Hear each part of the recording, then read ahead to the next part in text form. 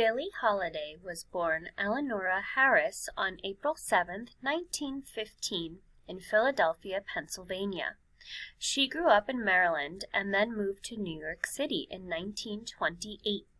She changed her name to Billie Holiday after singing in nightclubs in New York.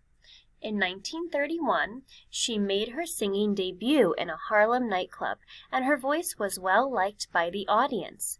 Holiday did not have any vocal or music training, but she developed a very unique and special singing style. In 1933, Holiday took her jazz singing to the next level. She made her first recordings with a famous jazz bandleader, Benny Goodman. She toured and recorded with several of the best jazz musicians of the time. She was not widely recognized until 1935, but her early recordings are now regarded as jazz masterpieces.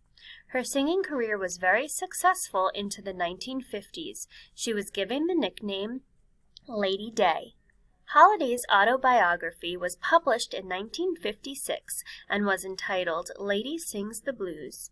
Holiday died on July 17, 1959, in New York City, New York.